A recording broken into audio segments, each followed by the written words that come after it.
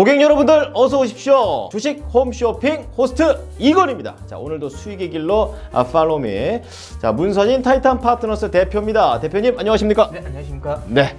자, 오늘의 상품 꺾이지 않는 마음, 꺾이지 않는 수익률. 필승 수익률. 그렇습니다. 현대 오토 에버입니다. 자, 현대 거는 알겠는데 오토에 붙은 순간 저게 또 뭐지 이러실 수 있습니다. 자, 자동차 그림이 있는데 이게 뭐 하는 회사입니까? 네, 현대 오토에버는 우리가 흔히 이제 현대 기아차 자동차를 타면 네. 이제 볼 수 있는 이 내비게이션을 담당하는 회사이고요. 아, 순정 내비 만드는데요? 맞습니다. 네. 맞고요. 그 다음에 그것뿐만 아니라 최근 들어서 이런 커넥티드 카, 그러니까 현대차의 커넥티드 카와 관련된 부분에 있어서의 소프트웨어, 네. 소프트웨어를 주력으로 담당하는 회사라고 보시면 됩니다. 네네네. 굉장히 중요한 역할을 담당하고 있는 상황인데요.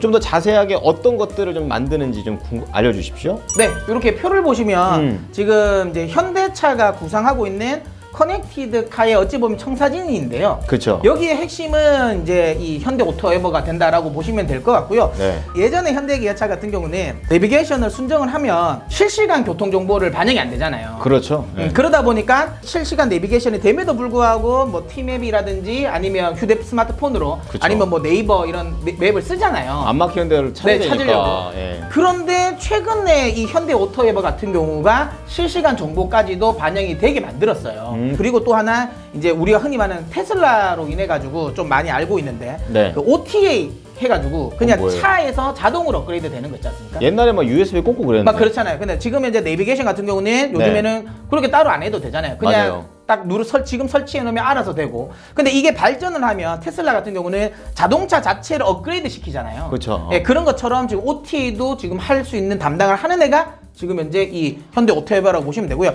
결국에는 이게 커넥티드 카의 핵심이라고 보시면 됩니다. 네, 그러니까 네. 그 핵심 사업을 어쨌든 담당하고 있다라고 보시면 되기 때문에 그러면 이 말은 결국에는 현대 자동차가 자율주행 시장에 공격적으로 영업을 할 때 당연히 같이 수혜가 된다라고 보시면 되고요. 특히 그렇죠. 대부분 우리가 자율주행이라고 하면 하드웨어에 좀 집중을 하거든요. 네. 그러니까 뭐 우리가 하는 그 에이다스라든지 뭐 라이다라든지 뭐 이런 카메라도 많이 만들어야 돼요. 맞죠? 이런 거에만 집중을 하는데 대신 그런 하드웨어 같은 경우는 물론 중요합니다. 근데 마진율이 높지가 않아요.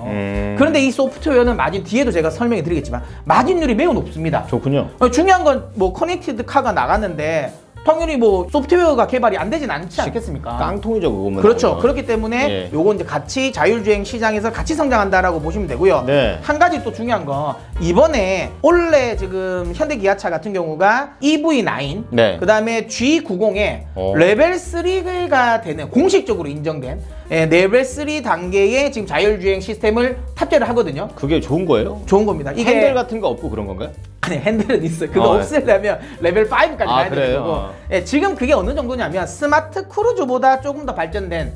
예, 물론 이제 우리가 이제 이 핸들은 잡긴 잡아야 되지만 사실 차선 변경까지도 가능한 이 정도 건데 이게 왜 제가 대단하다고 하냐면 네. 지금 현재 공식적으로 이제 이 레벨 3 단계에서 인정을 확실하게 받은 건 벤츠 S 클래스에 탑재되어 있는 레벨 3 소프트웨어거든요. 벤츠 중에서 제일 비싼 제일 라인이네요. 비싼 거. 예. 근데 그것도 속도가 60km까지가 가능해요. 그러니까 60까지는 얘가 충분히 해준다. 레벨 3 해도 된다라는 건데 네. 이게 그 이상 가면 사실 안정성이 보장 못한다라는 건데 이번에 이 현대 오토에버가 지금 G90에 탑재하는 건 80km까지 가는 거예요. 쓸만하네. 네, 쓸만해요. 고속도로에서 되네. 충분히 가능하다는 거죠. 그렇기 때문에 이거 관련 부분도 그만큼 기술력이 또 높다라고 평가받을 수도 있는 거죠. 아, 그렇군요. 역시 외제차를 많이 타셔서 잘하시는 것 같아요.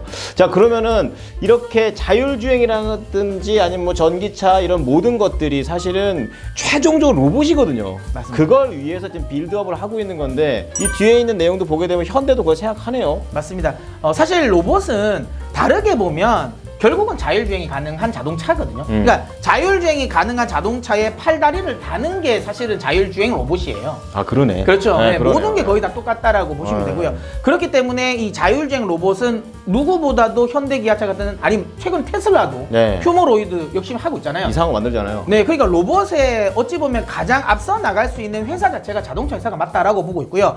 당연히 자율주행 로봇과 관련된 부분에 있어서의 핵심도 결국 저는 현대 오토에버라고 보는데 그렇군요. 여기서 그게 있습니다. 이 현대 오토에버가 자율주행 로봇에 어떤 걸 담당하냐면 정밀 매핑. 그러니까 이게 뭐냐면 우리가 자율주행 로봇이 이렇게 뭔가 배달을 하다가 네. 건물 실내로 들어와요. 예. 그러면 GPS가 끊기잖아요. 우리가 저 터널 들어가면 자동차 GPS 안 나오는 끊기잖아요. 거잖아요. 예. 그리고 우리 지하 주차장 같은 데 들어가서 맞아. 막 하면 안 나오다가 안 지하 나오죠. 주차장에 나와야지 GPS가 잡혔습니다 하고 제대로 내비게이션이 들어오잖아요. 나올 때 살짝 불안하거든. 맞아. 빨리 잘 잡아줬으면 좋겠는데. 왜 빨리 안 잡혀 이런 거죠. 맞아. 맞죠? 예, 근데 그거를 안 하기 위해서는 결국에는 GPS 없이도 알아야 됩니다. 그러니까 그렇죠. 이 지형을 알아야 되는데 이렇게 생각하실 수도 있어요. 아니 어차피 라이다 이런 거 다 달리는데 네. 왜 모르냐라고 할 수도 있지만 사실 그런 게 있어요. 청소기 같은 경우는 계속 익숙한 공간을 자기 스스로 매핑을 해요.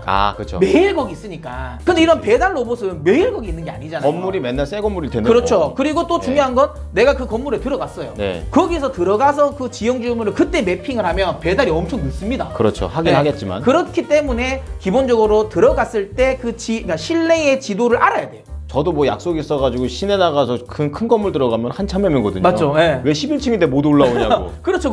예. 그런 것처럼 이미 그 실내 매핑이 잘 돼 있어야 되는데 그 매핑 서비스를 하는 게 현대 오토웨버예요. 중요하네요. 중요하죠. 그러니까 만약에 실내 자율주행 로봇이 원활하게 활동을 하기 위해서는 또 현대 오토에버의 정밀 매핑 서비스가 필요하다는 거고 네. 그러면 지금 현재 자율주행 지금 로봇 시장이 커지는 만큼 당연히 현대 오토에버의 이런 정밀 매핑 시장 역시도 커질 수밖에 없다라고 봅니다.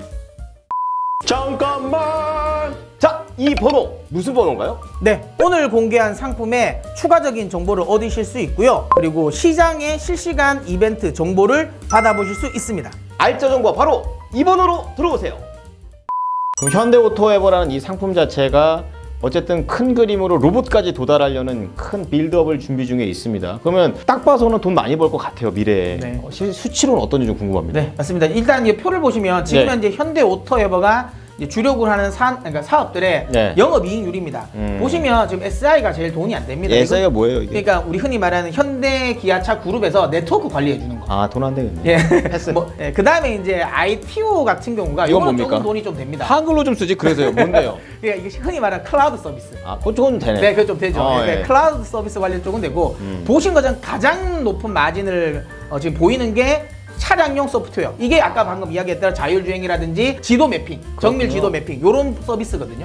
그러니까 이 서비스가 아까 방금 이야기 드린 것처럼 계속 시장이 커질 수밖에 없어요. 그러네요. 그러니까 지금 현재 돈이 가장 많이 남는 이 사업군이 가장 크게 성장할 수 있다. 이 말은 당연히 실적이 아주 좋게 늘어날 수밖에 없다라는 거죠. 그럼 그런 사업부 중에서 가장 꿀을 지금 빨고 있는 게 현대오토에버라는 건데 그럼 숫자적으로는 얼마나 늘 수 있는 거예요? 네. 보시면 아시겠지만 최근에 여러분들 다들 아실 거예요. 현대 기아차 판매량이 좀 둔화된다. 맞아요. 아무래도 이제 캐피탈 때문에 신차도 막 취소하고 그러잖아요. 그러니까 금리가 올라가는데 이자 낼 게 점점 늘어나니까 차 안 사죠. 맞죠. 네. 그것 때문에 판매량이 둔화될 거다라는 우려감 때문에 실적도 안 좋아질 거라고 우려하지만 여기 보시는 것처럼 올해 실적 역시도 좋다. 그런데 저는 이거는 지금 현재 작년도에 시장의 이 예상치였던 건데 전 이거보다 더 잘 나올 거라고 봅니다. 왜냐하면 최근에 우리나라 같은 경우는 지금 금통위에서 금리를 오히려 인하할 수도 있다. 연내 그 이야기가 나오고 있고 그러면 지금 현재 이 금융 환경 자체는 좀 좋아질 수 있다라는 거고 또 하나는 물론 이게 안 좋아진다 하더라도 우리가 반도체를 투자하는 것과 저는 똑같은 맥락이라 봐요. 그렇죠. 가장 안 좋을 때가 어찌 네. 보면 가장 저점이라는 거예요. 우리가 이미 다 좋아지는 걸 알고 사는 건 사실 먹을 게 없거든요. 다 같이 달려들 테니까요. 그렇죠. 그러니까 지금 현재 자동차 업황에 대한 우려감이 있는 시점, 이 시점이 오히려 자동차 관련주를 살 저는 시점, 조로의 매수 기회다라고 보기 때문에 네. 그때 저는 아까 말씀드린 것처럼 이왕이면 하드웨어 쪽보다는 지금 현재 마진율이 높일 수 있는 소프트웨어가 훨씬 더 좋다라고 생각에 저는 이 현대오토에버라는 상품을 소개시켜 드리는 겁니다. 네, 현대에서도 핵심입니다. 꺾이지 않는 실적 그리고 수익을 내기 위해서는 여러분도 꺾이지 않는 마음이 필요합니다. 현대오토베어 수익과 관련해서 목표가라든지 가격 전략 알고 싶으시다면 아래에 있는 전화번호로 함께 해주시기 바랍니다. 지금까지 현대오토에버였습니다.